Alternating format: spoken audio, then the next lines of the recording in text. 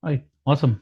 So, welcome everyone to another Think Python AI demo. So, today we are going to uh, demo the contents and the project, the capstone project that you are going to be learning as we learn Python. And that could be something that could be used as your final project in GitHub or wherever you may feel like. Also, also learning the concepts about Python, object-oriented programming, advanced Python, and then automation, scaling, all those stuff. So let me first start with a very brief introduction of mine. So my name is Ankit, and I have about 20 plus years of experience. I am currently based in US, but I've been doing this for a long time, especially when I was in India. I was working with another company, and some of you may know me from them then, or you might be hearing this in the video recording later, so you would know. And then I stopped doing this for a while, and then we have restarted back under the Think Python AI banner, which is, by the way, a website that was created using Python. So we do Python and AI trainings. So we run in batches. So this is primarily, like I was saying earlier, for the evening batch, which is for professionals. And regarding my work experience, so I have been into multiple roles throughout this 20 plus years, and I have coded in C, C++, little bit Java, C and C++ being prominent, and then Python for more than a decade now. And I'm myself a little bit of an AI enthusiast, you can say. I'm an early adopter of AI ML when ML was the real deal. These days, it's all about AI because that's the buzzword. But I have been doing so many projects, some of my own. I have been using LLMs for a long time now. And my goal is to get you guys a good solid foundation, especially starting with Python. As many don't even know this, that Python is the basic building block for AI. So we can um, we do a lot of different projects. I think Sachin might have covered a few with all of you, but this one particularly with the demo today is more towards automation, learning to see how you can use Python to automate your pipelines. Could be CI/CD using Kubernetes, without Kubernetes using primarily towards DevOps, but eventually it will cover everything starting from Python. It's more like a zero to hero kind of a course where if you don't know anything about Python, that's actually better for me. If you don't have any coding prior knowledge, that's even better because then I don't have to keep going back and forth that, hey, this is like this in C++ while this is in Python. But even if you do know other languages, then that's going to help you yourself because that always helps. And Python is almost everywhere. I mean, it's hard for me to even find a situation where you may not even know that Python is already working behind the scenes. You may think it is not, but it's almost everywhere. Whether you talk about IoT, I'm pretty sure everybody or most of you guys use these devices like Google and Siri and whatnot. But all of them have some way or the other Python modules built into it, Python frameworks. For example, text to speech is one of the most widely used framework. So the goal here is to understand Python in detail. And that's why I want to just spend like a little bit on here. The primary question is why learn it? And I would say why learn it from me, right? Because there's YouTube, there's Udemy, there's so many things. There's ChatGPT, there's Google, and whatnot. So why another course, or what is the value add, or what is the difference here? So, like I was saying earlier, I have vast experience myself, and I have filled in all the roles, whether you call it development. I started as a developer when I was a fresher in C and C++, and then moved into different roles, even QA, even automation, and predominantly, or the most important one for my career was the designing part, which I'm not a part right now, but it really helped me understand things truly. end to end.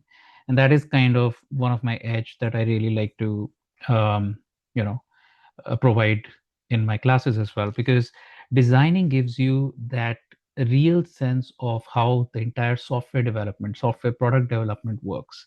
So I've had that a bit of it, and then currently I work as a senior architect, automation architect, and I do a lot of interviews in my company, and I have been associated with all sort of companies, whether you want to call them WITCH, you want to call them FANG, or any other companies as well. And I have friends in almost every company since I've been working in this field for a long time. And the other advantage is, since I interview people and I'm very closely knitted with these guys as well, so I understand the most important aspect, like how to answer in an interview question. So there are three things that you're going to get with that. First is, you have to first of all understand what the interviewer is asking from you. That is one thing which most people lack while they're answering the interview question. And before I even go ahead, my sessions, which will start from next week, are going to be very, very interactive. And I want even this demo sort to be of an interactive way. I understand few people are shy in talking, so but you're free. Either you can unmute, just raise your hand before you ask a question if I'm saying something, even for the demo today, or put it in the chat, because I'm looking at the chat as well if you have any question at any time. But I really encourage people to interact with me. The more and more you interact, the more and more you get better in terms of answering the interview questions as well. So like I was saying, understanding the question itself is a challenge for some people, and some people think they understood, and then they think, oh, I knew the answer, but still I did not get the job. So those kind of areas is where I touch upon on every session. So every session starts from very basics. I always believe if your basics and your fundamentals are strong, that's the only way to learn anything advanced. And by the time we finish the session, we talk about how the interviewer is going to look at the questions, or how they're going to ask you the question, what exactly they're asking. Their language could be different, they would term it around, but you are supposed to figure out how to answer that question in the manner the interviewer is looking for. So that's one of the initial skills which very few people have, and I think that's very important to have. So, and I can tell you from my experience, because I do a lot of interviews and I'm sort of a gating interview at the technical stage, and we see very less, the ratio to hire is very, very less for the same reason, because we keep asking questions and we ask something and we get in return something else. So that is a very important skill to have, and I am definitely good in it, which I am happy to pass along during my sessions. So you'll see that in almost every session. So that is one of the value adds. Just give me 1 second, guys. I have to quit by the WhatsApp. All right, sorry about that. So what else is the USP? So unlike Udemy, ChatGPT, YouTube, that sort of, this is not that kind of a course. If that is something you're looking for to learn Python in a week's time or 2 weeks time or 10 hours of time, this is probably not, because I like to go in very, very detail. Like I was saying, basics are the most important for me, because once you understand basics, the advanced concepts become even better. So that is the second aspect, which also, by the way, stems from my so many years of experience of interviewing people, because I see when I ask somebody what is this, they know the answer which you can get from Google, but they do not know the real answer. And I'm going to show you some expert excerpts today what I'm talking about, which while we go a little bit ahead in the demo, but I'm just saying that is the third value add that you get. Then the most important one probably is code optimization. I guarantee you that nobody, Udemy, Python, YouTube, anywhere, you're not going to get that, because code optimization is something which is critically important. That is the thing that is being looked at, especially the FANG interviews. And if you don't know what FANG is, it basically is the big seven, the Facebook, Apple, and Google of the world. And they have one of the most challenging interviews. So I thoroughly believe if you're prepared for those, if you learn Python or any coding language in a way that is towards them, then you can ace any other interview, not just those. So the code optimization is the very, very important piece of it. If you ask any of my students, and you can go through the testimonials, you will see that yourself. I'm sure Sachin would have shared that. If not, please ask him. Or you can go to my website and take a look yourself. That you will see that that is something which is constant with me. And I do it myself at my work, and I also want everybody to do it so that you get better. So when you do the assignments, for example, I personally look at every assignment. This is not going to be like other class where I'm just gonna be speaking and you're just gonna take some notes or something like that, and that's it, we're done. No, absolutely not. You're going to be on a WhatsApp group, and then you will have my direct number. Once I give an assignment, I want you to go ahead and do it, then send the solution just to me, not on the group, so that everybody gets a fair chance. And then I tell you, yes, you did it, but then do this to make it even more optimized. So I'll give you a very simple example. Most people don't even talk about Lambda functions in these courses. I have gone through so many courses myself, and Lambda is something which everybody just do touch and go. Like, what is a Lambda? They'll just talk about it, give a few examples, and done. But Lambda is the most important aspect, especially if you are planning to appear for any of these big names for an interview. So I spend good amount of time on Lambda functions. I spend good amount of time on map, reduce, filter, and these won't be there on the contents probably that was shared with you, because I can only fit so much here. But having said that, the whole idea is to give more, and you be prepared for the best companies that are out there, not just learning Python for the name of learning Python. That's another big aspect of it. And then, of course, um, like I've been saying, you can do a lot of automation yourself. So you can use Python for yourself. I do a lot of that for my work.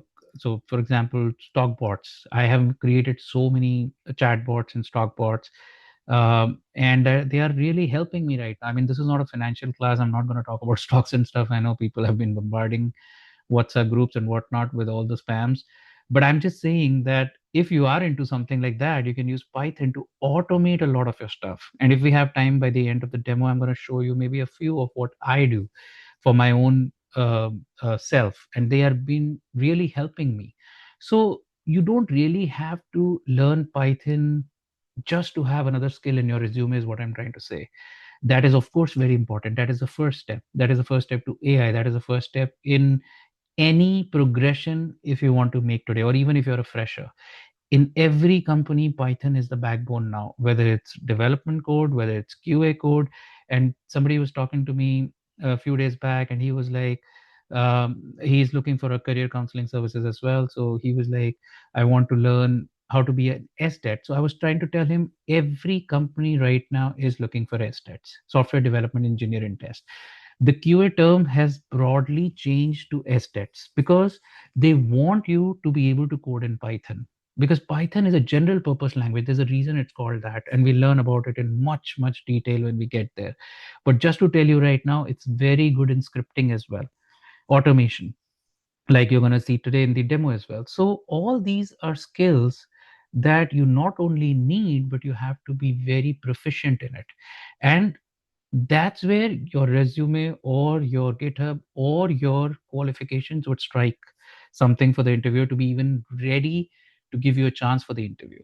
So most people get rejected in the pre-screening itself, and sometimes they think, oh, what is wrong with me? I have 10 years experience, I have 15 years experience, and I have been in those shoes. It's not like I haven't gone through it. But these are the things that are all packed inside almost in every class that I take. So the classes, of course, Sachin might have told you, would be every day, and he'll be sharing the timelines with you individually, or once you enroll and you get into the WhatsApp group, everything will be shared there. But the point is that you get to learn all these things, and specifically the interview part and the code optimization part is the most important thing, which I think no chat GPT, no YouTube, no Udemy can teach you. I've been through a lot of courses, and I'm telling you from my own experience, I'm not saying they're bad, they are good. But again, those are for people who want just a quick turnaround time. Like, I just want to do really quickly and show it in my LinkedIn or my resume skills. But eventually, that's not going to work too much, even if some people may get a job, but it's going to be a difficult challenge for them. So, like I was saying, since I opened that, let me quickly go back here to the contents because this is what we're going to do. Uh, I always stress about this Python Advanced, which is the object-oriented programming, and that's the backbone of any language, not just Python, right? Now, this may look like very few topics to you, but the whole code that you're going to write in tomorrow's world, or even if you get it from somewhere, is basically revolving around inheritance and polymorphism, which is the most important pillar in Python object oriented programming. So, this may sound like a five topic thing, but I spent days on every topic. This is very, very important. In order to understand that thoroughly, you have to first understand all of this in detail. Like you have to really understand the fundamentals, only then you will be able to understand this. And once you understand this, that is the only time you'll be able to understand this. And for example, any uh, project that you're going to work on, this is just a one sample because I can only do one in or in so much of time, but you're free to do on your own and practice a lot more. So in order to understand that, like I'm going to show you a few code examples, and you're going to look at it and say, wow, I already understand it. But in order to understand it clearly, in depth, you need to understand all this in detail. Again, I don't want to sound too repetitive, but that's how this is going to be. At the end, I will definitely open the Q&A. If you have any question answers, feel free. Until then, feel free to put them on chat. I'll keep looking at it, and maybe I'll answer when I'm taking I'll keep looking at it when I'm taking a water break or something like that. So, of course, I'm not going to answer why Python, because I'm pretty sure all of you know Python is really, really important. It can do a lot of stuff. This is not uh, much, I would say. This doesn't even do justice to Python because, like I was saying earlier, Python can do everything to you, everything for you.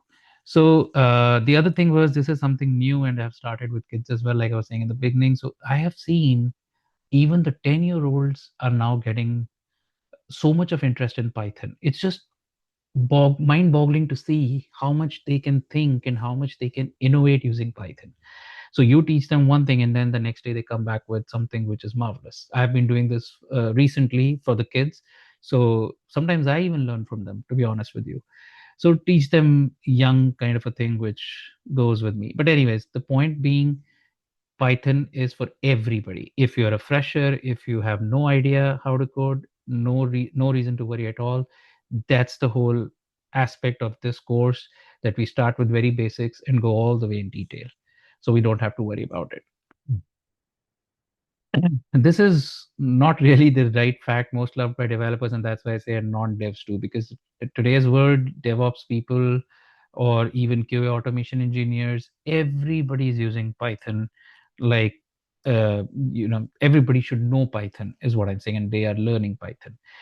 This is something I was saying earlier. You can automate a lot of stuff. You can automate with simple 4 lines of code, like for opening 10 websites. So my simple thing is, if you can come up with a statement that to yourself that, hey, I'm doing this repetitively every day, so maybe there is a way I can automate it, and that is your question, and that is right away you have an answer that yes, Python, you'll be able to do it. I'll give you a very simple example. Most of you, I'm assuming, have filled the Google form that was with the flyer or with the ad or however you were approached, and you might have checked, please send me a free guide at the end, and you might have got it, you should have got it in an email. All that automation was actually done by Sachin. So Sachin also happens to be one of my very old previous batch student in Python, and he's currently in the AI batch, which is almost about to finish. And that was one of his projects. He said, "I'm going to take over," and I'm hoping it is working fine. I've seen it in the beginning that it works. So that is a very simple example of automating such a big task in within few lines of code using agentic AI. I don't even know if everybody has heard agentic AI term, but it's very much in demand these days, and it's like another buzzword. So he's learning that, and he's already done it with very few lines of code. Because he asked me, Ankit, what can I do as a project? I said, you know what, help me in this, and he took it as a project assignment, and he did it. And I've seen the code, and it's not at all difficult. So anything that you feel like you're doing every day, like I was giving example about the stock. So that also came from one of my previous students. He was like, Ankit, I do a lot of repetitive work every day in the morning. For example, I have to see what are my pre-market levels. Again, this is only for people who understand a bit about the stock market. So I said, you know what, it's a very great idea. So I made a tool for myself and himself, and I've been using it since that day. It gives me a very nice view, which would take me at least 1 hour of my time every morning before I even can sit to start looking at anything. But I just run that program, which I'm going to show at the end, and it just gives me the snapshot of the whole big stocks in just 5 minutes, not even 5 minutes. I think it takes only 2 minutes. And then I have taken automation and AI to the next level, where it sends me an email every hour by telling me if, and I have to give them the list of the stocks, that if any of those stocks saw something based on my parameters, weird go away. For example, suddenly when you saw 2 days back, Apple was surging because of iPhone 17 sales. So all this can be done using Python. The whole point of talking about is that people limit themselves when they hear the word Python, that it is only used for development of work or coding. It's actually completely wrong. It is used everywhere. And by coding, I also wanted to say, going back again to my previous point, what is the value add? I see many people, especially when I do interviews, that they understand the code. They understand the written code. Even I'm going to show you some lines of code now. I'm sure everybody is going to understand. But when you ask them a little bit more detail, that's when you figure out, okay, so is it something that probably they learned using Google or ChatGPT? And in fact, I'm been coding from the days when ChatGPT was not even there. So mostly Google and Stack Overflow and places like that. And that's where the problem is. So my goal is to be for you all to be able to write the code yourself.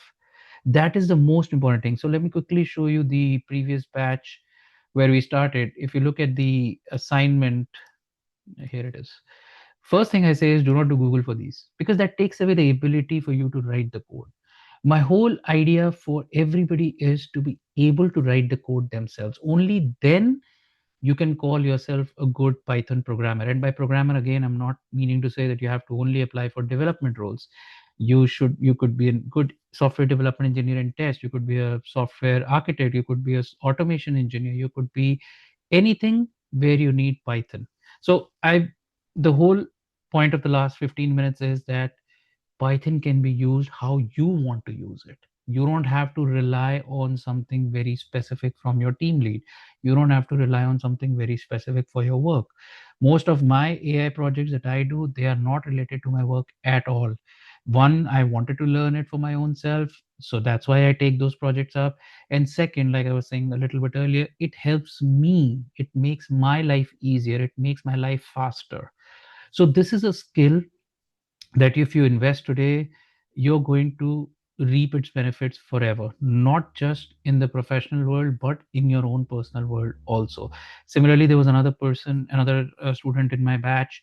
He had written a program in text to speech, which he used for his everyday work with his laptop, basically, just like you have Siri and Google on your machines.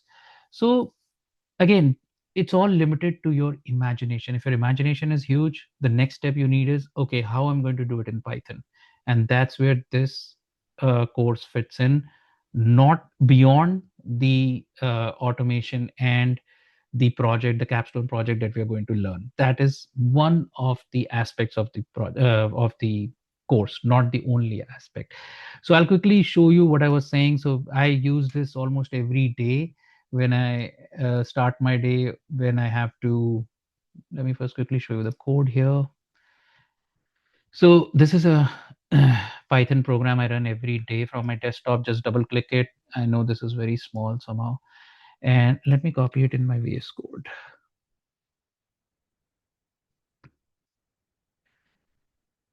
So what I do is I put all the websites that I need. So you could not be using the same website. It doesn't mean you have to copy paste and use the same thing. But all I do is I need these websites every day in morning just to go through them. So I could have always opened it through my bookmarks and whatnot, but I just find it even more easier for me to write a program for it because it takes me directly where I want to go. For example, in this website, I want to go to this particular place. Now, this is what I was trying to tell you. The whole job is done by just this 5 lines of code that I'm highlighting right now. And if I ask you, I guarantee almost everybody will be able to explain me, yeah, okay, this is a simple code. What you're doing is you're checking your Chrome browser, you're opening a window in it, and basically you're running a for loop to go through all of these things. Correct? I'm quite sure everybody's following me till that point. But that is the whole aspect. Now imagine if this was an interview and you answer it like that, and you think that you cracked the interview because you knew the answer. That is completely not what the interview is looking for. You have to go in detail. You have to tell what exactly is this. You have to tell what exactly is this. Okay, some people will tell, Ankit, this is a module that you're importing. Fair enough, but what is this? What is happening here? Why do we need all of this? So this is something which I'm trying to tell you, that understanding a code is very simple when you have it in front of you. But in order to be able to write it yourself and then explain it yourself in a manner that the interviewer wants and later that you're going to use in your um, day-to-day life is the most important thing, right? So just to give another couple minutes here. So for example, let's take this only, right? Of course, for loop is very simple. Everybody understands it's a loop, but exactly what's happening here is get is essentially a function within the web browser module. And this is, of course, your web browser, which in my case, it is Chrome. You can use anything, Firefox, whatnot. But the whole purpose here is, or the whole thing that's happening behind the scenes is that we are returning an instance of web browser, right? Instance. You'll hear me say this word when we go to object oriented programming concepts so many times, because instance is nothing for now. You can say like an object, and object means you're revolving everything around object oriented programming, like I was showing a while ago on my contents page. So the whole purpose of this is very simple. It opens the given this function is very simple. It opens the, and this open function opens the URL that you're giving here, which in my case is happening through the for loop. So let's take the first one, right? But how it is happening is very important, like I was trying to explain. And again, this is only for today because nobody knows Python in detail. So I'm trying to be giving a very bird's eye view. So like I was saying, it's just a function, another function within the web browser module. But the important point is this whole thing is returning an instance, which is nothing but object. And in Python, everything is an object. This statement itself will start from day one of my teaching. And when you'll understand the real meaning of it when we get to object oriented programming. So again, I'm just repeating, object oriented programming is the most important thing that you want to learn in any language. Only then you'll be able to understand the language in detail. And in order to understand object oriented programming, again, I'm sorry I'm being repetitive, but I want this to be in your head. You have to understand the basics very, very thoroughly, right? That's the simple truth. That's the plain truth. So let me go back here, and I can quickly just run it and show it to you what it actually does, which probably all of you know by now. Sometimes it goes into different window, but let me see. So all I'm doing is just double clicking that file, and it's going to invoke my Python engine like this. And you can see the rest of the websites went on the other window because I moved it. Let me bring that screen here quickly.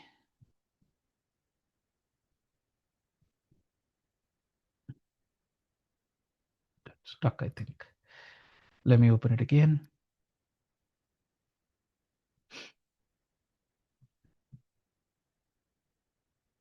There you go. As you can see. So of course, it's a very simple program. It's not something very sophisticated or anything, but it does help me with my day-to-day stuff. Whatever I want to be opened every day. You could be using news channels, you could be using weather channel to see. I just need these every day, so I open them using a simple program. Like I said, probably saves me 20 minutes of my time. But still, if you're able to use it, why not? Is the point. So of course, that was very minimal code, and Python just seems like magic, but of course it's not magic. It's all plain hard coding, coding work. All right, I'm going to take a little water break. Anybody has any question, you can unmute or you can put it in chat. And before you go on the usual ones. I do have, oops, sorry, do have the um list of most commonly questions. This might be a little off because that was the last batch, so it will be 8:30 p.m. But we'll discuss all of this, and Sachin is going to give all of this in detail to everybody.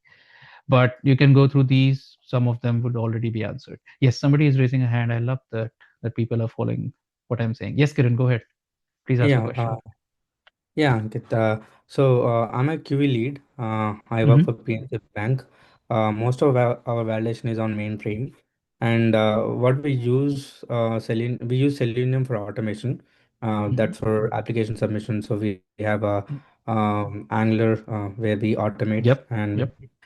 use it for application submission and hitting the FICO and fraud. So I'm more into FICO and fraud validation. So Yep. there we use QFast framework, and it's a Selenium tool. Mm-hmm. It's more of Java. So Mm-hmm. if I learn Python, how would I be able to implement this? Like So, how yeah, it's mhm. going to help me. Yep, excellent question, first of all. And that's why I already put it in my PPT also. Because Selenium is something which is also a very, very commonly used tool these days. In fact, I at my job also use something which is built over Selenium. So Selenium is built over Python as well. A lot of Python code is integrated into Selenium, not just Java. In fact, it's another fun fact. Many people don't know this. Python has overtaken as the web development language. Java used to be the most important web development language for ages over Java. Same thing with all the QA tools. So we have another tool which is Robo, somebody like to say that, and that is quite like Python, but it is itself being built on Python. So what you can do is you can create your libraries in Python, and you can just use a keyword. And the same thing is with Selenium as well. You can call those keywords using the Python library that you created in your program. Coming back to the next part of your question, how can I use it? So there are so many use cases, and one of the use cases what I'm going to demo today, that you can use it. Selenium, Robot, Flask, all these Angular JS, like you were saying, all these are different tools, I would say, that are running, but all of them need a very strong backend. That's where you can use your Python skills. So I don't know exactly what you do, and I don't want you to share it because this is being recorded, but I'm just going to give you a use case which probably will make sense. I'm not sure if it will not, if it will or will not. But since you said you're from financial background, so let's assume a very simple example. You want to write a code, and you said you're QA, which is also, so in my last batch also there was another person from QA. So let's say you want to test the simple piece of code where you're able to generate a random password for your banking website. Since you said you're in financial, I'm making it up. I don't want you to give me an exact thing where you are while we are getting recorded. So very simply put, if everybody understands, first of all, we need to, the whole aspect of it is he needs to create a program which generates a completely random password for a user and sends it to the user, just like our ATMs back in India, right? You get those pin codes, if you remember, in those perforated envelopes. The whole end-to-end process for doing that is a computer generates that randomly, completely random, and then there's another process where it gets packed into those carbon related packaging, and then they are directly delivered to you, so that there is no man in the middle. Let's assume you want to write the same thing, and you might have seen these days Google and all those websites, even your phones give you that auto pop-up when you're creating a username and password, that hey, do you want to use the auto generated password, which is a huge weird number, right? So just to give you a little more detail, so this is, as you can see, from the last batch which we ran in August, and it went till September. So this, we have covered exactly that in functions here. Where is it? The random function, basically. So that exactly is going to, yeah, here it is, generate a random password. And everybody, or not everybody, almost everybody in the batch did it so beautifully. So the point is, you could be in any place, depending on the use case. Your underlying library can be Python. And whether it's Selenium, whether it's Robot, whether it's any tool, all have direct integration or direct APIs to Python library. So my cutting a long story short, you could have written this program in random module, which is way easier than writing it in Java. I know a bit of JavaScript as well, and you could just use that, import that Python library, and simply use it inside your Robo or Selenium platform. Yes, Kiran, go ahead. Yeah, and how about integrating with mainframe? As I said, we use mainframe. Of course, we are slowly migrating to microservices, but for now, we have some products in the bank which where we use mainframe tools. So, can we integrate or communicate with my mainframe with this? Absolutely. So Python has tons of zillions, I should say, libraries or frameworks to choose from.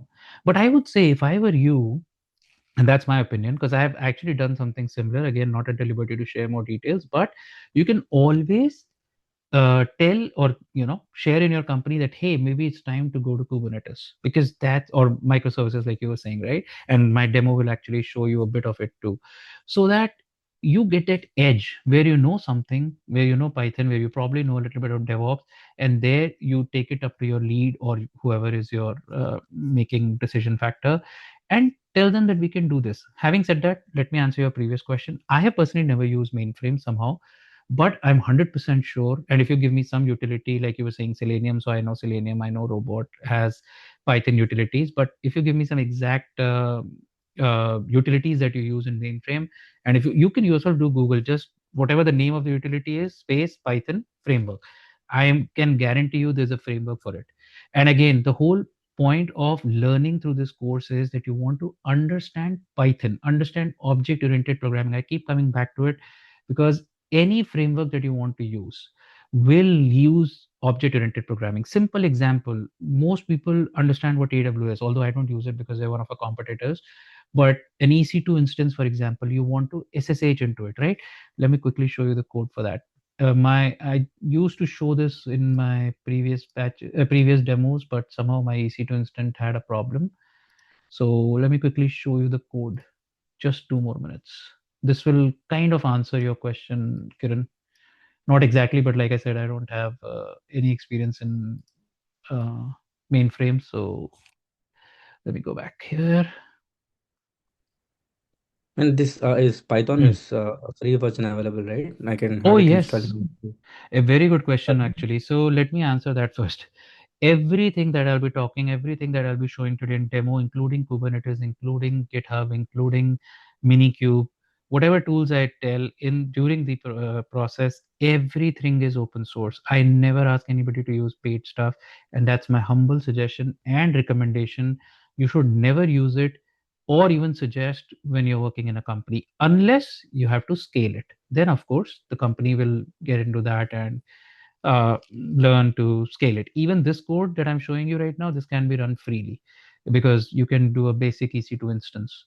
So good question, Kiran. But yes, everything is free. I'll show in the first class where you download from, although it's very simple.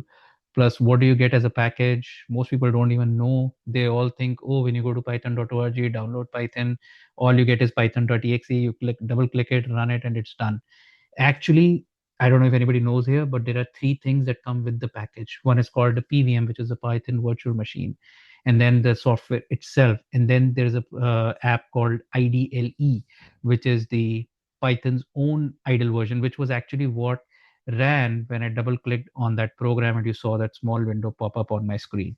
So these are the things which, like I said, I like to go very much in detail and I teach everybody. So having said that, now if you are a person who doesn't know how to connect to EC2 instance, but you have an EC2 instance, this is a simple line of code, just what I'm highlighting right now. And this is if you're scaling more than one. So I had a project where I used it. Now, again, I'm going to go back, sound repetitive, but that's the hard truth. If somebody asks you, first of all, if somebody shows you this code, I'm sure everybody would be saying, yeah, it's easy. You're giving your SSH key, Ankit. Again, this is your module, and you're probably creating a session with the EC2 instance and you're doing whatnot with it.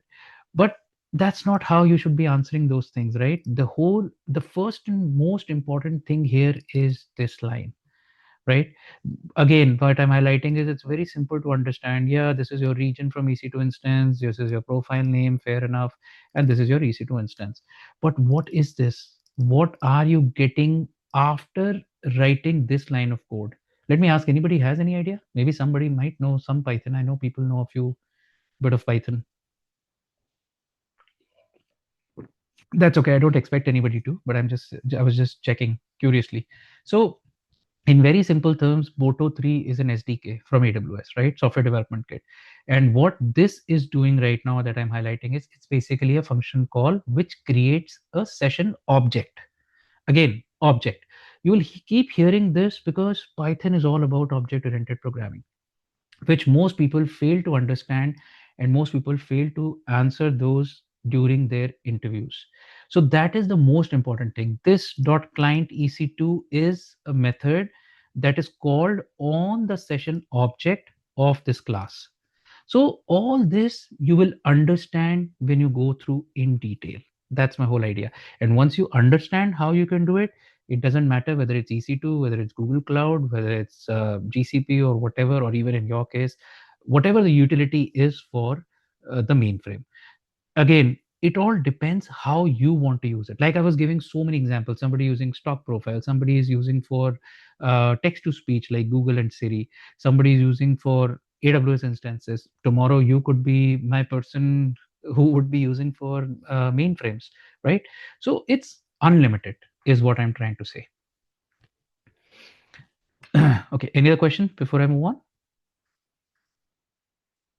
Okay, I'll quickly cover this. So we do have multiple tracks, but this right now is solely focused on scripting and automation, mostly used by DevOps, but not only used by DevOps people, because we ran this and we figured out, we ran some surveys as well, that this is the most widely used thing. But there's something more with Django as well. That is what is the demo, if you're interested, on my website. If you go to my website and if you look at it, let me quickly show everybody so that it gets recorded. Think Python AI. If you do watch a sample class, this one. So this is the previous demo, and this is actually on Django. Today's is not going to be on Django because Django is not something we are doing in this batch. But if anybody's interested, please reach out to Sachin. We can definitely look into it. So Django again is another framework which is very widely used. I don't know if anybody know this, but all of you, I'm sure, are using Instagram or Facebook. And Instagram was actually built on Django and Matplotlib. That's the basic backbone of it. So again, I know I'm being repetitive, but that's a fact. Everywhere you will see one or the other Python framework being used. You just don't know. You're already a user of it, but you just don't know that it is being used. Is my point. And like I was talking about this, you can use it for stock trading, but that's a completely different track. I'm not going to talk about it today. If you're interested, reach out to Sachin. We can talk more about it. Same thing to agentic AI, introduction to AI, and then actually this is already launched. Like I was saying, Sachin is already in this track, and his batch is about to get finished on AI and ML. So the next ML or AI batch could start soon as well. And we are also integrating more and more stuff. Like we have website stuff, website creation. So also the whole website that I was just showing you was completely built on by me using Python and stuff. And we had, so this was a testimonials that I was trying to say. Please go through this whenever you have a chance. And we have started the web creation as well. Again, not trying to promote too much, but just trying to show that this kind of stack can easily be built using Python. All right, I think I'm going to just quickly show the demo and then I'll take some more questions. Before I go, this is also something I already covered, but yes, if you're anyone who's a beginner, fresher, a mom who's trying to get back to work, career switcher, so I always use this guy. Even in the other demo, you can see he's my favorite student of all time. His name is Satya. He had, I think, close to 15 years of experience from non-IT industry experience, completely not related to IT. And his question on my demo was, back then, this was way back, 10 years back, that if it's going to help him or not. And it takes a while. You have to build your profile, if especially if you're non-IT, or if you're a fresher, or if you are if you're a mom or somebody who's taken a break and now coming back to the IT world, but you'll have to build your whole profile in GitHub and everything, and Sachin can help you on that as well. But eventually you are going to get a good job. And I never promise something which is superficial. I have seen so many ads, I've seen so many people, oh, you will get hired immediately. But that's the ground reality. You have to build your profile, you have to do a lot more projects than somebody like Kiran was asking. He's already in his job where he's already working as a QA. He would not have to show as much in order to either progress in his company or even if he wants to change a job. But if you are somebody who is new to IT in either form, whether beginner or career switcher or anything, you have to build your profile. And that person, even his testimony is on my website. He is right now in LinkedIn. So my point is, if you constant, and the reason he's my favorite student is that he is the only guy so far. I've done, I think, 20-25 batches, who's been consistent. Every assignment, every classes he showed up, I always asked me, Ankit, how can I optimize it better? And today he's in LinkedIn. So the point is, the onus lies on you. I am more of a facilitator. You can call me instructor, trainer, whatever. But if you are really serious about your career, then you should make use of these things. Like I said, I give full access to myself. Ping me, DM me directly, ask me the questions, ask me how you can optimize the code better, ask me if you're stuck. I am happy to stay back after the class with you so that the rest of the class doesn't get bothered about it, and we can take those questions. But if you show the onus, definitely you can turn it around, whether you are in any of these streams. Doesn't matter. So that's the whole point. And like I said, it is for everybody. If you don't know coding, that's perfectly fine. And again, these are some of the, sorry, these are some of the stuff which you can discuss later when you finally get into the group. And I'll come back to this and the more question answer. So just to give a good quick overview, I'm going to show you two capstone projects. There's a question in the chat. For non-IT people, after this course, what kind of jobs, roles we can target? Excellent question, Manas. I was hoping somebody asked that when I was saying that. So again, like I was giving you a brief idea about Satya and others, it all depends on your line of interest, I would say. So if you're a non-IT person, especially, you may want to go into AI, you may want to go into QA, you may want to go into DevOps. So once you decide that role, right, then you need to work towards it. Let's say you decide DevOps. I'm just giving an idea, or even MLOps. Most people don't even know that something like that exists, but it is very much in demand these days, and it was very much in demand a year or two ago, with good package as well. So here's where you have to get your what do you say, things straight. You cannot expect tomorrow to start working for Amazon. You cannot expect tomorrow to start working for Apple. In those, I mean, you can. I'm not saying it's not 100% true, but you would have to build your profile. And also, in order to build your profile, to land your first job is the most difficult task, especially if you're a non-IT person, because you will be asked these questions. So the best way to do it is, and I'm going to show you a bit of that as well, make a lot of projects in your GitHub. I don't know if many people know this, but uh, Fang and all the big companies these days, they don't even look at your CV. They don't even look at your LinkedIn profile. That's just a step one. The hiring managers are looking at something called as hacker rank. I don't know if you guys have heard about it. I'll put it in the chat also so that you can take a look at it. Hackerrank.com. There are many such websites. HackerRank is one of them. And what they look at is how much of actual code, how much of projects you have done. And HackerRank, once you keep doing it, you'll see it's very interactive with the AI and all that.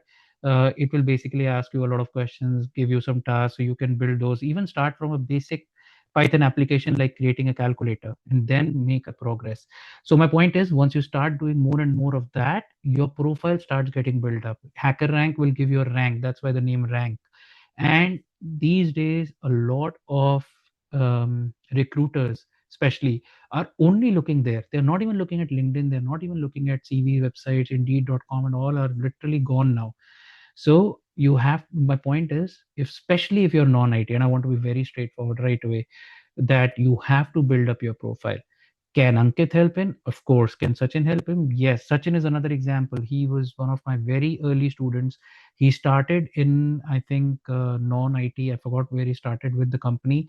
Then he switched to, excuse me, QA, where he's working in a very good pharma company right now in QA in US. And now with AI, he's planning to target development roles. So, and I think Sachin can answer more, but his timeline is at least 3 to 4 years. But the point is, those 3 years he's been working. It's not like he's not working. So you have to keep your expectations in line. That non-IT people, yes, it will take a little bit more time, is all I'm trying to say, and you have to go a little extra.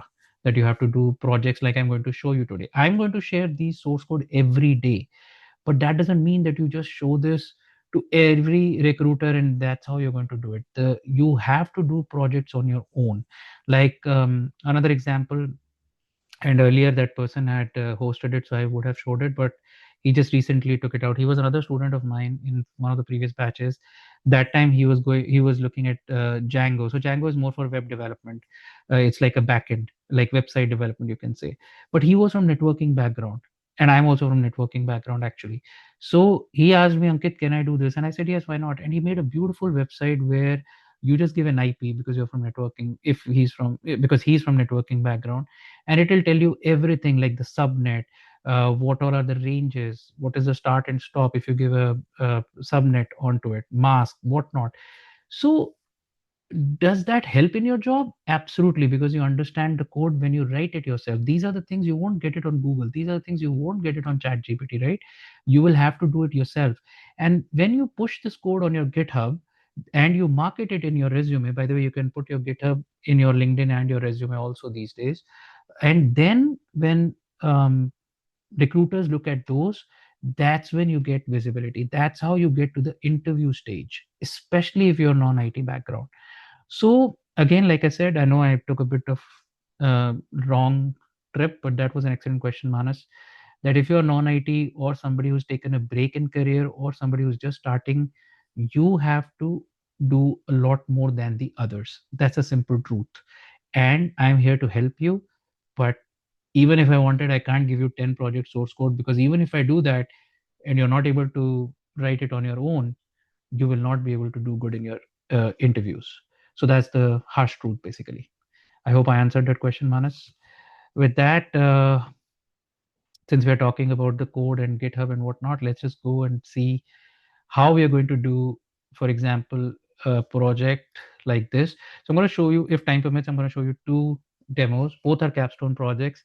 So this is, I know these are little off, but essentially we are going to use what is mostly used in automation, specifically, especially for QA folks, you can say, especially for people who are in DevOps, especially who are in MLOps. So something that you will always see as a DevOps or a QA person, you have a bunch of logs, right? Where you, whatever product you have, every product generate logs. Every QA person has to analyze the logs, or even developers have to analyze the logs, and then you can push them. Kiran is asking what is capstone. Good question. So let me first explain the architecture, and then you can do Google for it. So capstone is just like a fancy word. You can say it's very commonly used in US. So I'll be honest, I stole it from one of my, and actually it was an idea from one of my previous batch students who's in Georgia Tech. She's doing her master's, and she said use that term. So capstone is a term used in US universities a lot for a project which starts from something and has something at the end which is measurable, that you can demo or you can showcase, not something which is half done, basically. That's what it meant. So any project can be a capstone project. You just have to highlight it. So like I was saying, so you will collect data. Data is from a log from a website. You can scrape it, you can do whatnot. Scraping is another very highly used thing in Python, right? Again, everything you can do with Python. So scraping in simple terms is you want to go to a website and want to scrape data as per your need, what you like in it. And then you use that data however you want to use it, which is what I'm going to show you, and then show it in so many forms, whichever is needed for you. Same thing goes for QA folks. If you want to take this, so consider this as logs. You take the raw log file. They are really huge log files, right? And then you need only few things from that log. Take those out, make it a server, then put it on a web page and show it in your company. I actually did this project for my development team where we had an inbuilt tool, and it's not same, but it's completely different also. But I'm just telling you from the architecture perspective, and it will collect all the logs from different Kubernetes pods and make some sense out of it based on whatever the logic was here, and then finally show it on a web page which is shared in every day. That email goes out to everybody in the company, including VPs, so that that data makes sense to everybody. I'm not saying VPs are dumb people. All I'm saying is they don't understand code part as we can, or as QA people can, or as dev people can. So you can show that in a much better format. That is a perfect use case for DevOps and for QA people. So this is a high level thing. I'm going to show you one with scraping a website, and one I'm going to show you scraping an automated log. Both of them pretty similar cases, along with CI/CD pipeline, along with Kubernetes. So again, like I said in the beginning, everything is free. The details we'll get to when we actually do this project, but this is your real project. If you sign up for this program, I'm going to teach everything line by line when we get there. This is at the end of the end of the course, but this is what you're going to see essentially. Before I go ahead, anybody has any question?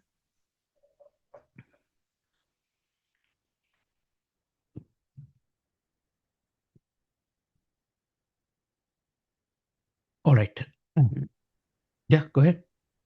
Uh, this might be outside of it. Whenever we talk about Python, I also hear about Anaconda. So just want to understand how it is related to Python. Is it necessary to learn Anaconda as well to learn Python, or it is independent? I'm already liking you, Kiran. You're asking my kind of questions. Good question again. Uh, So you might have seen it here also. I don't know if you got this or not. yeah. So again, these are not tools. These are IDs. So what is an ID? This is an ID, what you see right now.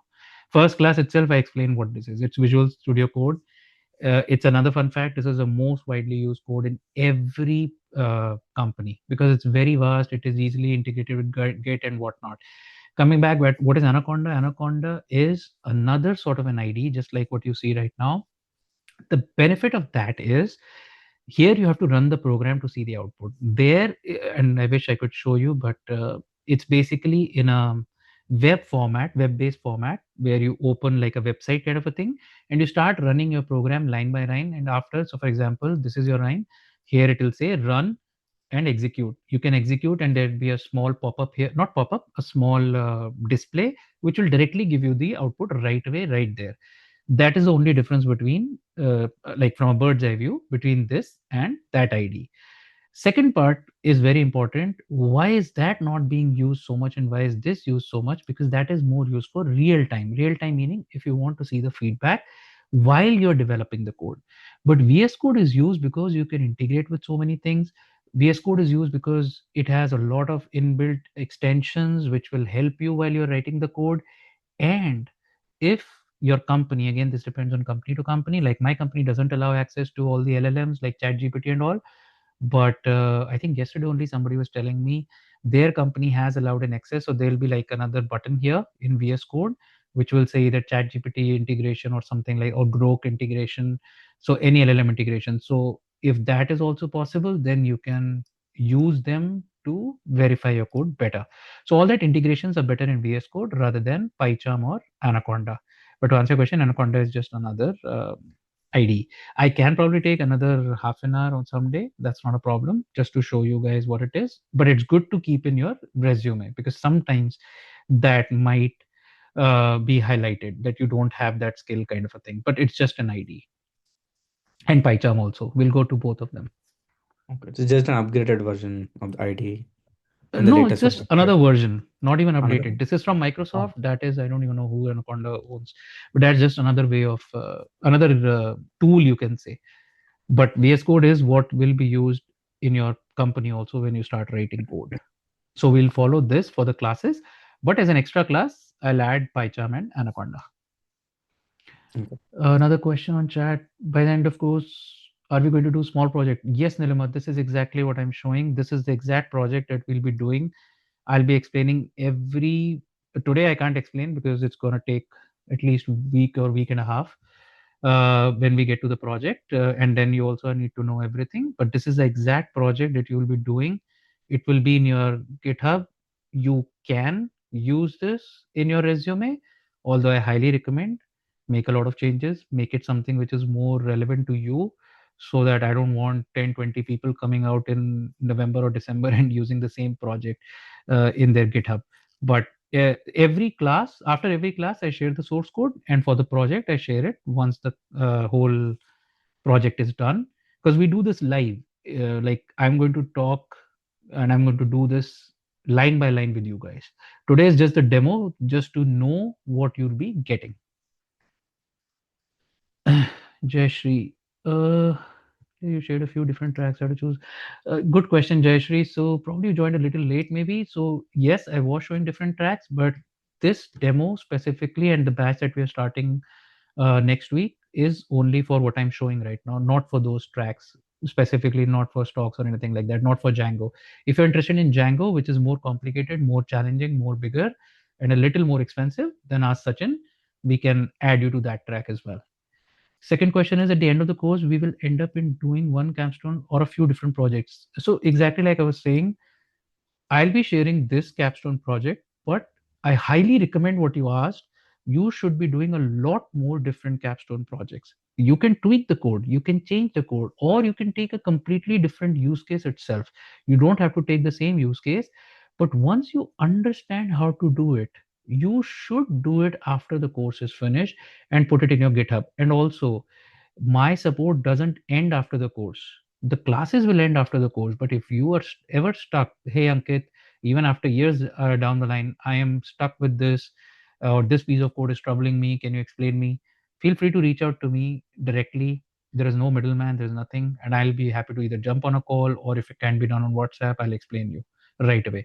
It doesn't mean that if you just send me a text and I respond to you, because I have my job too, but yes, I'll be responding within 24 to 48 hours. Do we have to come up with a use case for the project that we will be working as part of this course? You don't have to, but I highly recommend that you should, because that's how you're going to learn. So all your questions are very good, Jayashri. They are, I'm assuming you're working somewhere, because this is what I Yeah. want. So, Yeah. yeah, I'm looking for my next assignment. I mean, I was laid off last Oh, I'm sorry to hear that. spring. So yeah. Yeah, I know. It's a very difficult market right now. So yeah, one question, quick question. Sure. So the Mhm. different tracks. So what track are you actually going? This So project is tied to this which one? is tied to DevOps and scripting and automation. So you can call Got it it. QA automation, scripting, DevOps, and of course Python. So Python is common in all the tracks. First, you have Right. to Okay. understand basic Python. Let me just give you another example. So like I was showing earlier, right? This is the exact from August batch. So all this that you see here, the whole batch code, your object-oriented programming, everything, if you see, I go everything in so detail, right? All this is common for every, mm, what do you call, track. It's the project that makes it different. So if you go to DevOps, I'll be telling you DevOps project completely different. If you go for Django, it'll be completely different. If you go for stocks, it is complete stocks is totally different. Let's not even talk about it. And if you don't want to do any project, that I think also Sachin might be able to tell you, maybe also one path.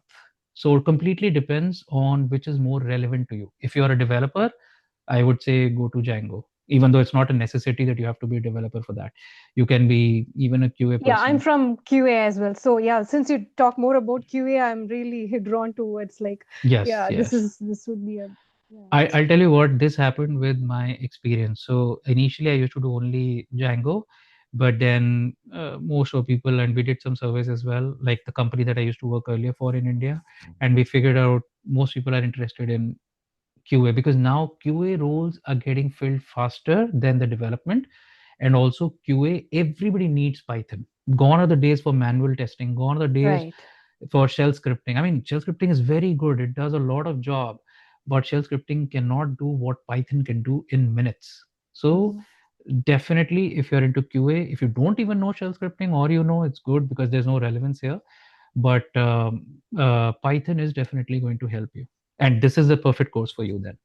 Right. Yeah, I have been working in QA automation with JavaScript, like Cypress, using tools like Cypress with JavaScript. But yeah, Python is like almost in all the descriptions. So yeah, I haven't Hmm? worked in that. Exactly. So yeah, in fact, last batch only there was some person uh, similar to you. She was also from California. I see in front of your name.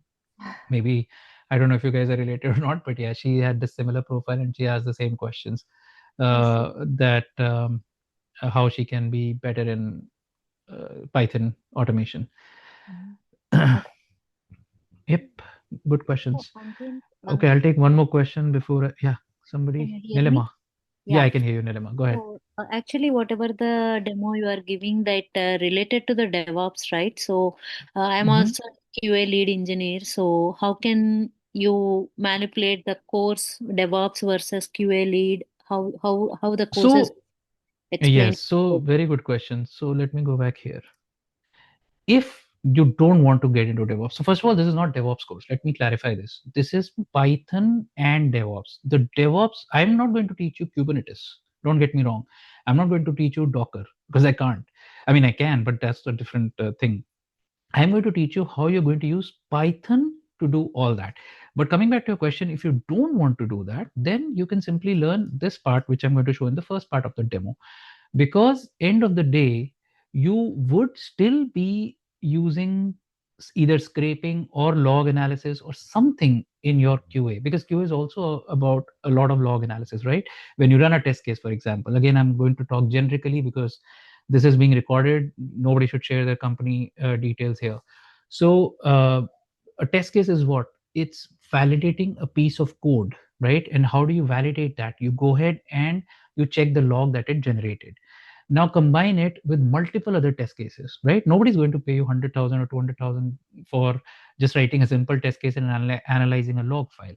That's not the world we are in now, and that's what separates you from the other QA engineers. But let's say you go to your team lead, or if you are a team lead, you propose this to your VPs or directors, that why not we create a tool and we showcase the logs in a very different manner so that everybody can understand it. Number one. Number two, even for your own self, the log analysis will become very, very fast.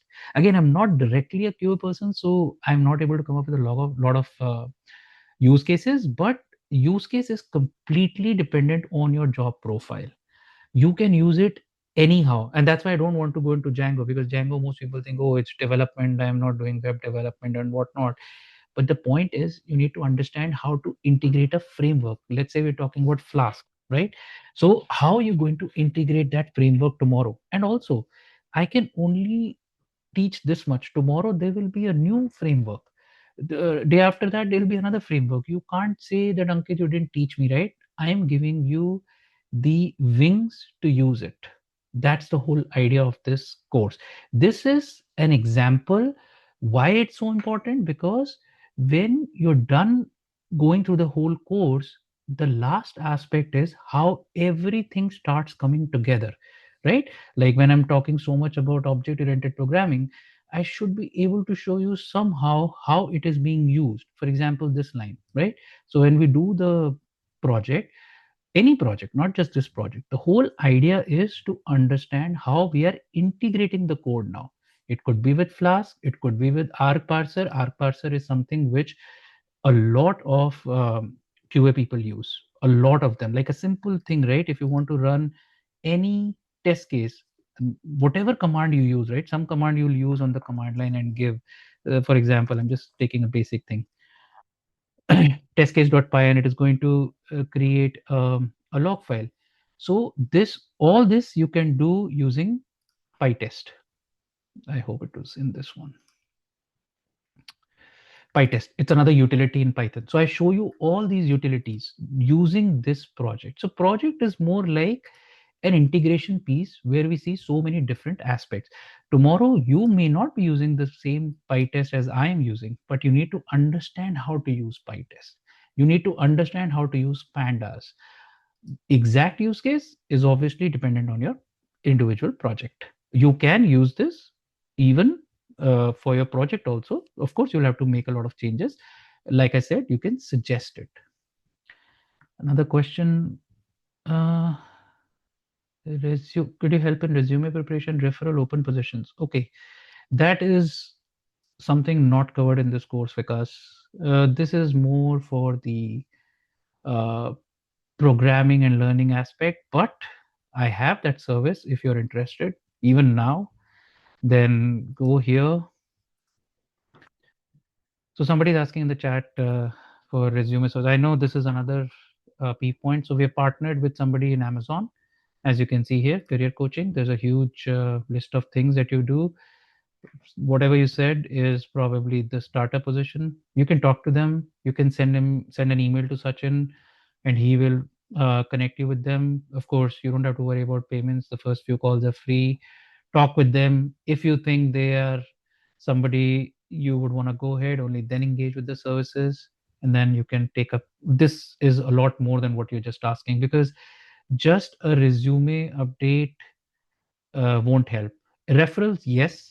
From your question, referrals I can obviously help, but other things I cannot. How about UI, mobile, and API automation? Is there any track? You're the first one who's asked for it because API automation is already, of course, covered in all the tracks, which is what we are going to talk about it also. Can above be integrated into AI track? So Vikas seems to pack everything in in just one thing.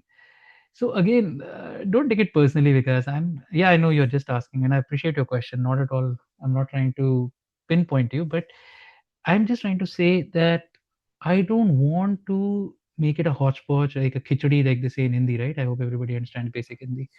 That you, in the end, nobody understands nothing. There could be so many things that we can do, right? So, and like I was saying earlier, I used to do this for even the one on the website. If you go and see it, that is for not at all for this. That is the demo. There is for Django. I used to do Django for a long time, and I myself don't even use Django at work. The only reason I used Django was because I felt that it is the most complicated framework, and if you understand the most complicated framework, the rest of the frameworks would be easier. But then slowly we started getting a feedback that hey, make it something more relevant to the market right now. So even though you can argue that that is still very relevant, Django is the most widely used framework, but not everybody wants to go that path. So we chose this path.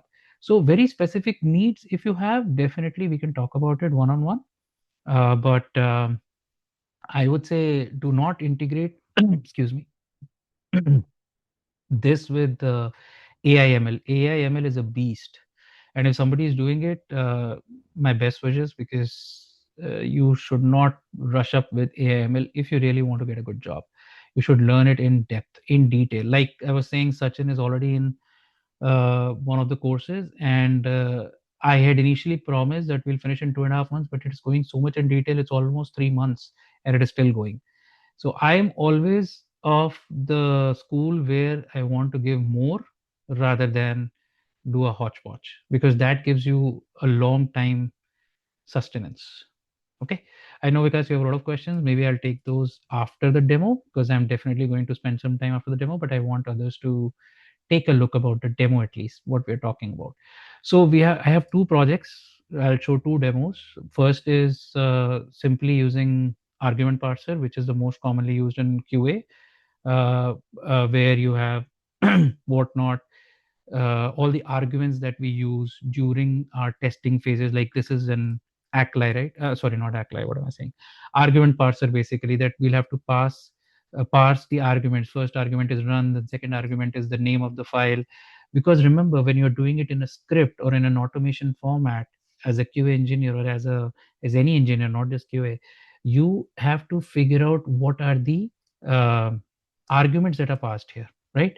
So that is a very simple way to explain it. But since I think Vikas was only asking about API, so I'll be showing how you can deal with different APIs. Here the APIs that we're going to use are these, and then I'll come back to the project. But basically, sorry, the code. But basically, this is the code where I'm using this JSON placeholder. Let me show you what this is. Where did it go? It didn't open. Okay, here it is. Let me bring it to the screen. This is a simple utility.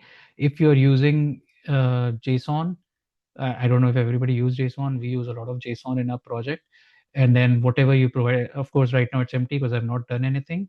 But whatever you write or whatever you get in the JSON format, we'll be able to fetch it using this API. And then we just don't even fetch it. This is where the QA part ends. If you really want to demarcate QA versus DevOps, today I think every QA is doing DevOps also, by the way. And then if you want to show it in different format, which is where we use, let me show you Panda here. PD is for pandas here, as you can see, to make it in a nice format. Again, some people say, why Panda? I purposely use Panda so that you get to learn this part of pandas as well. Pandas in itself is a beast. It's a huge um, framework. But by showing this, at least I'm able to tell you how you can go by using these frameworks tomorrow when you are going to work in pandas. What if not everybody is supposed to work in pandas? That's fine. You just understand the basic about it. So that is the first demo. Let's quickly run it because we're already running too much out of time. So first, when we do it, of course, I'm going to show you, I'm just repeating that part, everything line by line, what it means, even not in this full format, what you see right now. First, we'll do mini lines of code and see what it does. So on that step, first thing I'm going to show you, if you were to do this in a local environment, right? So essentially, I'm going to fetch few lines of code, put it in an Excel, very common QA use case, and also in a log file, very common use case again. And that is all we're going to do in the first step. So I've called the project as that.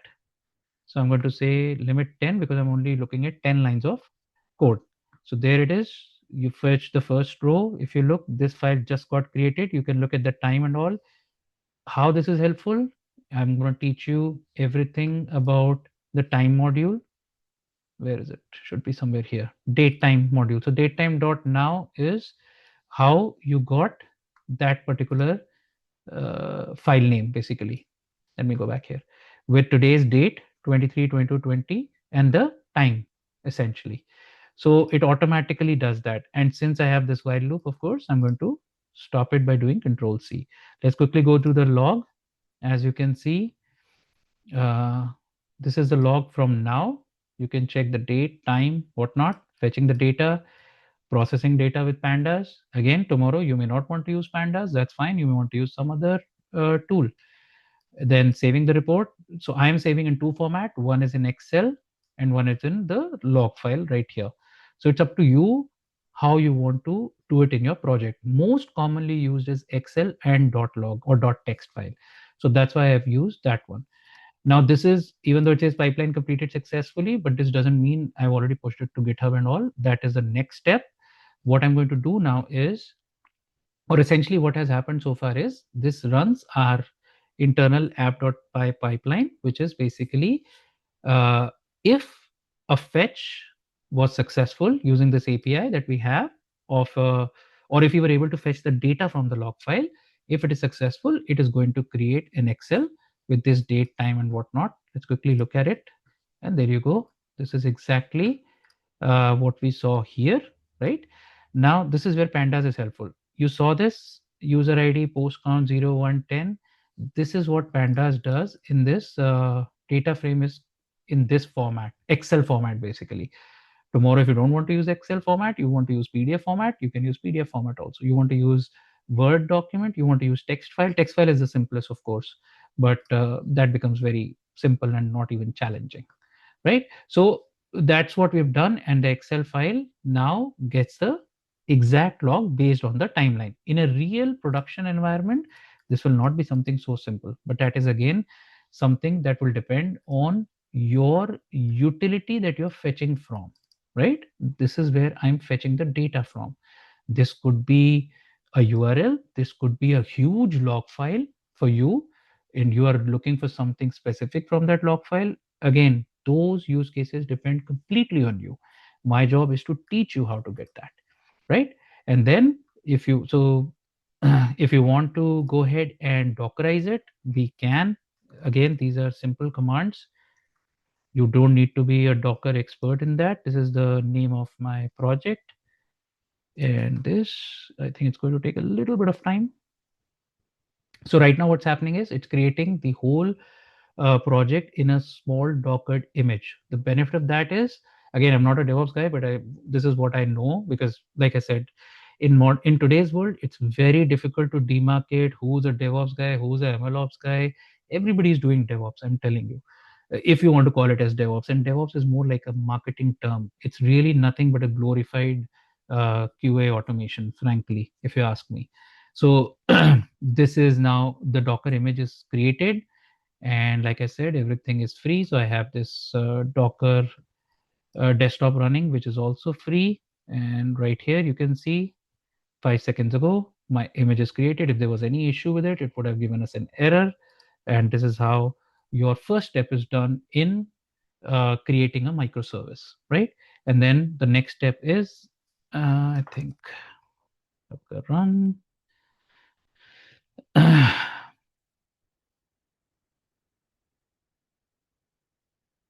And because my main thing is app, I'm going to say DevOps and not underscore. Let me call it dash. Oh no. Minus 20.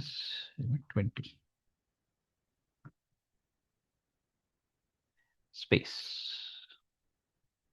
Just bear with me for another 10 minutes. I'll show you end to end.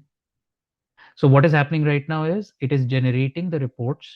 I gave limit 20 because I wanted more reports to be generated. Earlier when I showed you the local version, I just gave limit as 10. So this is the amount of lines that you are defining that you want to read from it. And what is happening is it will keep generating it in the background. And we cannot see the reports here because it's already happening inside the Docker version. And there should be a way, I'm assuming, using this, but like I said, I'm not the best person here. So next step would be to, yeah, here you go. It showed that this was done. So what we did so far, we containerized this Python app that I created. This is my main app, right? And all these dependencies along with it. And we made it using Docker so that it becomes a portable uh, and an environment independent version of it. What do I mean by environment independent? You may not want to use it on Kubernetes, right? You may want to use it just on your laptop, which I just showed you on the desktop version. You can do that. Or you may want to use it with any other service like AWS, right? ECS, EKS. There's so many AWS services that use it. Again, not something I'm going to teach. I'm just telling you the use case because that is all DevOps detailed courses. If you are interested in those, you probably need to learn those, but you don't have to learn those. I'm just giving an example. So what I am doing is I'm just creating the Dockerized version of my whole code, which is scraping the data or fetching the data essentially from using the argument parser utility. That's all I've done so far. Now the next step is if I want to see or if I want to integrate that every change I do should go to GitHub, and also the important piece where we want our project to be in GitHub, then what you're going to do is you're going to add it inside Git. So I already have Git enabled here. Again, when we go to the actual project time, I'll show you how to do all that. So as you can see, these two reports that I just generated, this is again Git part, not teaching that, but I'm just showing you. You will see them as change, but let's go ahead and make a quick change. So instead of sleeping for 1 minute, let's make it 2 minutes. And this will trigger another Git update. The only reason I'm doing this is I want to show you the CI/CD pipeline using Git. And then I'm going to do git add. These are basic commands. If you don't know them, that's fine. There's nothing to worry. I'll call them during the demo on what date is today? Thursday, right? And there you go. And then you push it to the main branch.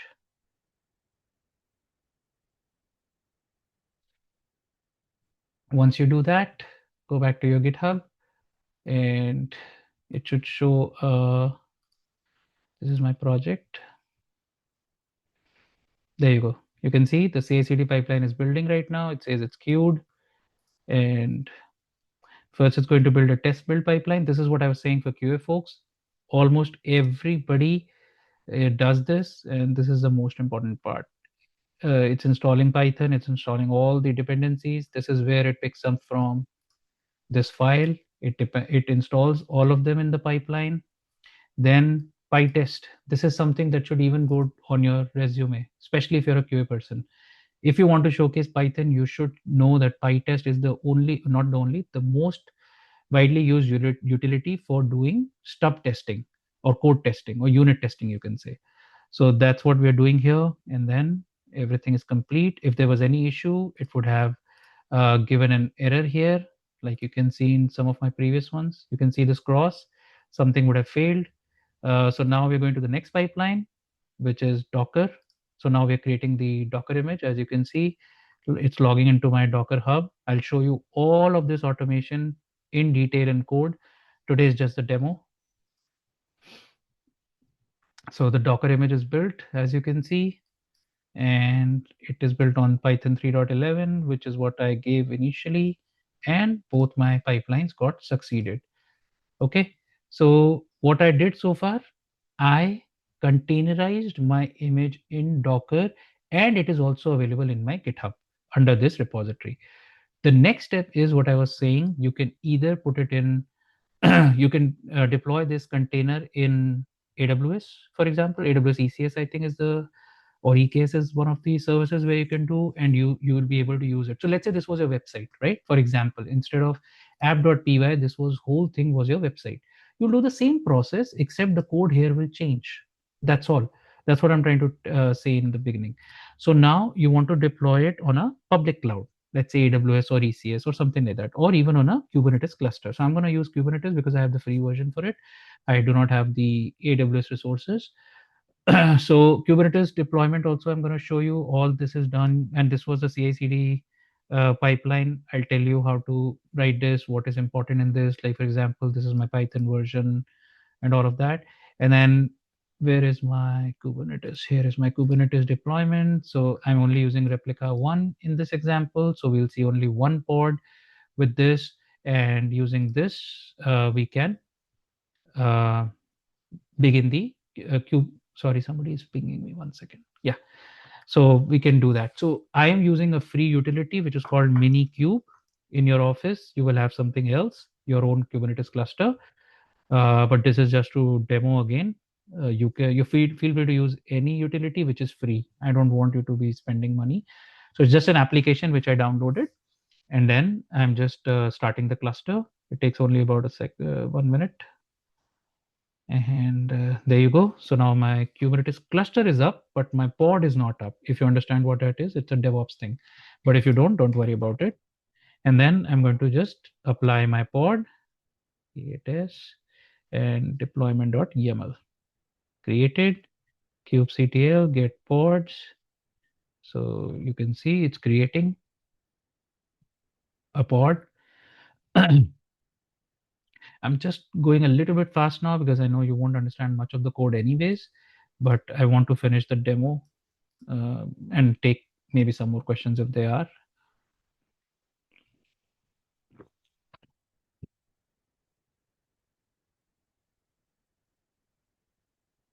All right, it goes into running state.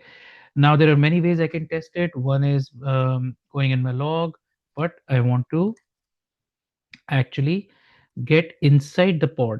Anybody knows the command? kubectl, what is the command? Exec -it, and then you give the pod name.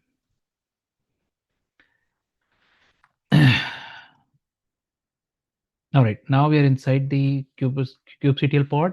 As you can see, we already have this report that it just generated while it was running. So it even fetched the data while it was running the pod, and it went and updated it right at that point time. As you can see, 2:32, right? Even though it's not October 24 for us, this is UTC time. That's why it's October 24. Kubernetes pod is following that time. And now if you wanted to, let's say, so these are all my files, as you can see, setup.py, reports, KTS. And if you wanted to, let's see the report or run it manually, you can run it here as well. This time I'm running it from within the pod. See, there you go. So you're able to see it on the screen, as well as it will be reported in a Excel. But the Excel will not be here now because that goes into your pod. That's the whole idea of Kubernetes, right? I have to do Control C like I was showing you here because I have a while loop. Very important when we understand the while loop in the beginning of the classes. So this is how I integrate all the basic concepts when we go into the project, and you have to understand where is what is going to be used. And there is one more thing that I can show you. Minikube dashboard. So that is a utility from Minikube, and it automatically opens up in the browser, which went here. So let me bring it here.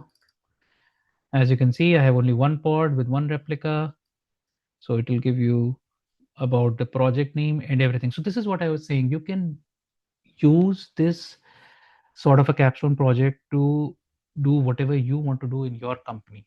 You can, and all this, like I said, is free. So you can always use it as a pilot project and showcase these skills in your company that, hey, we can use them. Yes, sure, Jayashree, that's not a problem. I know we got a bit late. So yes, it is being recorded, and I'm going to, I mean, Sachin is going to share the recording with you. Thanks for attending it. Awesome. Thank you. So yeah, sure. Bye. Yeah, I have another one, but I think it's sitting anyways too much all the time. So let me take some questions because that is one full end-to-end project which we are going to do in real time. All right. Kiran has a question. I know it differs so much in general. How many days a month? Yes. So the classes will be every day, Monday to Friday in US time zone. They generally 1 hour, but I always go a little bit beyond. So and the classes are 30 to 32, 35 types. Like you only said, right? Depending on the final group that we have. So so somewhere around 1 to 1.5 month. Not 1 month. I'll say 1.5 month, 1.5 to 2 months. Yeah, Ratish, all that will be shared by Sachin. If not already, then just ping him. He'll share you the course fee. He will share the how you're going to pay it. He will share the timeline, the duration, everything, Monday to Friday, what timing. If you're in India time zone, then he'll share all that details with you and the course fee and how to make the payments as well. And the classes start on Monday. So today is Thursday, tomorrow is Friday, then the weekend, and Monday, whatever the date on Monday is. So if you want to enroll, please talk to him. I think he's going to probably he was giving some special thing. I have no idea. He's the man who does that for me. So please ask him. Yeah, he has a special offer. He says, like if you enroll it before the actual class starts on Monday. And these are some more questions. This is obviously wrong. He will update it based on the new one. Again, some people who might have joined towards the end, I'm just going to repeat the mostly frequently asked. Do not worry if you are non-IT, non-QA, non-DevOps, Java coder, any prior coding knowledge, no prior coding knowledge, doesn't matter. I'm going to start from very basic. Even if you ask me, Ankit, how I spell Python, I will tell you. I am very open and I want everybody to understand things in detail. My only ask is that you should ask me any question, but do not keep repeatedly asking me that question because then it derails the whole class. And like I was saying in the beginning, some of the value adds are very important that you get to interact a lot. I do not do sessions like where I'm just talking and you're listening and nobody's allowed to ask any question. Not at all. Like we had good people in the demo itself today. Just raise your hand on the Zoom, or maybe we might not be doing using Zoom, whatever we use, and then either put it on chat. But I prefer if you unmute and ask because that takes out your hitch as well, because that gives you a good opportunity to interact with others also. And again, all I need is your willingness to learn. No software that will be used is going to be paid ever. And I'll be sharing all the details with you guys. Every day, source code will be shared and a PPT also. Most of the topics are in PPT as well. And then every class is recorded and recording is available for 90 days. So from that day to the next 90 days, the recording is available. Of course, a lot of assignments and completely live, and Monday to Friday, not or Monday to Friday, every day. And like I was saying, duration is 30 to 32. Sometimes I would say 35 or 33. Depends completely how fast we go. And then, of course, if you want, this is the next step to AI. I would not recommend directly to jump on AI, especially if you have not worked in Python, because even though you may want to, and we have those courses, but you're going to wasting your money, because you will not understand anything in AI, not anything, but most of it in AI, if you don't understand Python at all. All right, any questions, guys?